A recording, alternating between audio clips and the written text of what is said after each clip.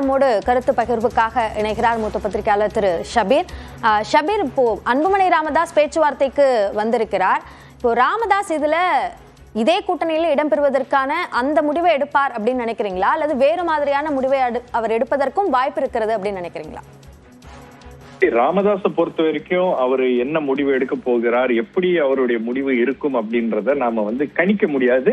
Because Ramadoss உடைய style, அதாவது senior Ramadoss உடைய ஸ்டைலே அவர் ரொம்ப அன்பிரிடிக்டபிளா இருப்பாரு. அதுவும் இந்த கூட்டணிக்கான பேச்சுவார்த்தை தேர்தல் நெருங்கும் போது அந்த அன்பிரிடிக்டபிலிட்டி அப்படின்றது ரொம்ப அதிகமாயிரும்.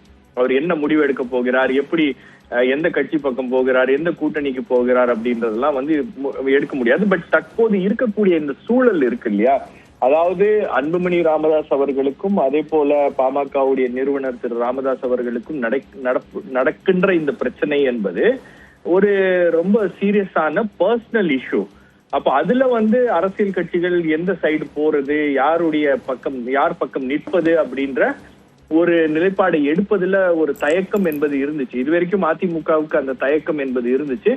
பட் சமீப காலமாக அந்த பேச்சுவார்த்தையில பாஜகவுடைய ரோல் ஒண்ணு பெருசா இருக்கு அப்படின்னு நினைக்கிறேன். ஏன்னா கட்சி யாருடைய கட்டுப்பாட்டில் இருக்கிறது அப்படின்னும் போது அந்த சிக்னல்ஸ் எல்லாம் ரொம்ப கிளியரா அதிமுகவுக்கு கொடுக்கப்பட்டிருக்கிறது. அதன் பேரில் தான் இந்த பேச்சுவார்த்தை என்பது தற்போது அடுத்த கட்டத்துக்கு நகர்ந்திருக்கிறது அப்படின்னு பாக்குறேன்.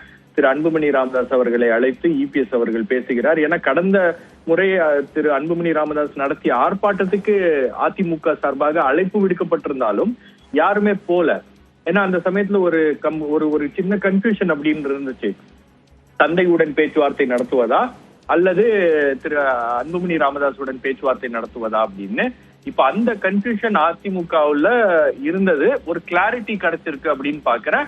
அந்த கிளாரிட்டிக்கு மிக முக்கியமான காரணம் பாஜக. ஏன்னா கட்சி அடுத்தது யார் கட்டுப்பாட்டில் இருக்க போகிறது, கட்சியுடைய ஃபியூச்சர் என்ன அப்படின்ற விஷயங்களுக்கு எல்லாம் ஒரு பதிலாக அதிமுகவுக்கு பதில் கிடைத்திருக்கிறது. ஆகவேதான் இந்த முயற்சியை அவர் முன்னெடுத்திருக்கிறார். அது மட்டும் இல்லாம திரு அமித்ஷா அவர்கள் தமிழ்நாட்டுக்கு வந்திருக்கும் போது அவர் கடுமையான அதிருப்தியை வெளிப்படுத்தி இருக்கிறார். இந்த மாதிரி எந்த விதமான நகர்வும் என்டிஏ கூட்டணியில் நடக்கவில்லை. கிட்டத்தட்ட இந்த கூட்டணி உருவாக்கி 8 மாதங்கள் ஆகிறது. 8 மாதங்கள்ல எந்த முக்கியமான கட்சிகளும் வரல, பேச்சுவார்த்தை தொடங்கவில்லை. எல்லாமே ஒரு மாதிரி இழுபறி நிலையை நோக்கிதான் போய்கொண்டிருக்கிறது. அதை வேகப்படுத்த வேண்டும் அப்படின்ற கோரிக்கையை அவர் வைத்திருக்கிறார். அது மட்டும் இல்லாம கடந்த முறை பியூஷ் கோயல் வரும்போதே அதிமுக தரப்புல இருந்து சொல்லப்பட்டது என்னன்னா, ராமதாஸ் அதாவது பாமக கிட்ட நாங்க பேசிட்டு இருக்கோம், போத் சீனியர் ராமதாஸும் பேசிட்டு இருக்கோம், அதே மாதிரி அன்புமணி ராமதாஸும் பேசிட்டு இருக்கோம், அவங்கள நாங்க கூட்டணிக்குள்ள கொண்டு வந்துடுறோம் அப்படின்ற அஷூரன்ஸ் அதிமுக கொடுத்தது.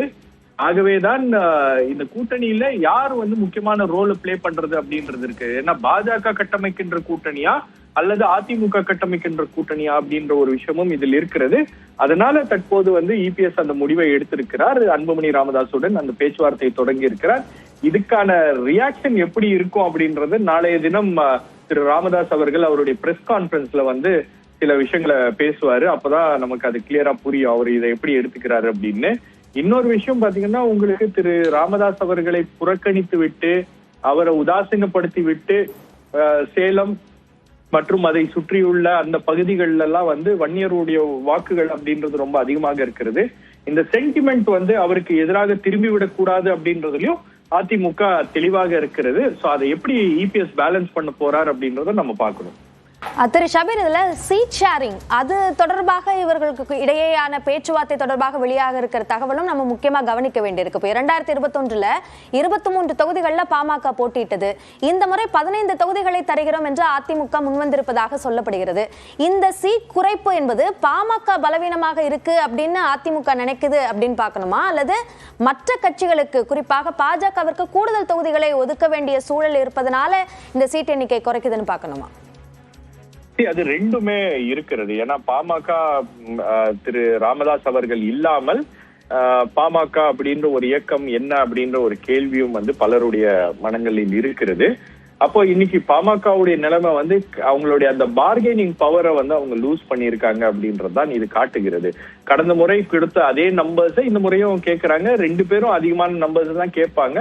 பட் அதிமுகவுடைய திட்டம் என்னன்னா, இந்த முறை கூடுதலான தொகுதிகளில் அவங்க நிக்க வேண்டும். அதாவது 2021 திமுக எப்படி பிளான் பண்ணாங்களோ அதே மாதிரி கூட்டணி கட்சிகளுக்கு எவ்வளவு குறைவான சீட்ஸ் கொடுக்கணுமோ அவ்வளவு குறைவான சீட்ஸ் அலோகேட் பண்ணிட்டு கூடுதலான இடங்களை நிற்கும் போதுதான் அந்த மேஜிக் நம்பரை அவங்களால கிராஸ் பண்ண முடியும் அப்படின்னு அதிமுக நினைக்கிறது. ஏன்னா அது ரொம்ப முக்கியமான ஒரு விஷயம். நீங்க வந்து 117 அப்படின்ற அந்த மேஜிக் நம்பரை கிராஸ் பண்ணணும். ஏற்கனவே எடப்பாடி பழனிசாமி அவர்கள் ஒரு கூட்டத்துல பேசும்போது நாங்க வந்து தனிப்பெரும்பான்மையுடன் ஆட்சி அமைப்போம் அப்படின்றதையும் சொல்லியிருக்காரு. அது ரொம்ப முக்கியமானது. அதுல நீங்க வந்து கொஞ்சம் சீட்ஸ் கம்மியாச்சுன்னா கூட, நம்பர்ஸ் கம்மியாச்சுன்னா கூட இன்னொருத்தருடைய தயவுல ஆட்சி அமைக்கக்கூடிய ஒரு சூழல் ஏற்பட்டால் அது வந்து ஒரு கூட்டணி ஆட்சியாக தான் அது இருக்கும் அப்படின்ற ஒரு அச்சம் என்பதும் வந்து இந்த கட்சிகளுக்கு, 2 திராவிட கட்சிகளுக்கும் இருக்கிறது. ஆகவேதான் அவங்க வந்து அந்த நம்பர்ஸ் எப்படியாச்சும் கிராஸ் பண்ணிடணும். ஸோ மேக்சிமம் சீட்ஸ்ல நிக்க வேண்டிய ஒரு கட்டாயம் என்பதும் அவங்களுக்கு இருக்கிறது. ஆனா இந்த வாட்டி அந்த பார்கெயின் வந்து கொஞ்சம் டஃபா தான் நடக்கும். ஏன்னா உங்களுக்கு பாமகவுக்கு இன்னொரு ஆப்ஷனும் இருக்கு, டிவிகேன்ற ஒரு ஆப்ஷனும் இருக்கு.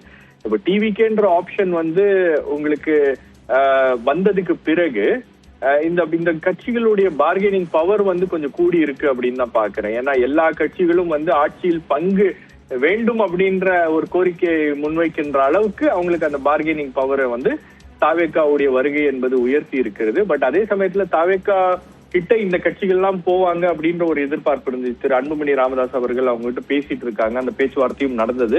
அப்போ அந்த முடிவுகள்ல இருந்து ஒரு மாற்றம் இருக்கு அப்படின்னும் போது அடுத்தது தாவேக்காவுடைய ப்ராக்ரஸ் என்னவாக இருக்கும் அப்படின்ற அந்த கேள்விக்குறியும் இருக்கிறது. ஸோ கிட்டத்தட்ட நீங்க பாத்தீங்கன்னா என்டிஏ வந்து ஒரு ஸ்ட்ராங்கான ஒரு கூட்டணியை தமிழ்நாட்டுல உருவாக்க வேண்டும்.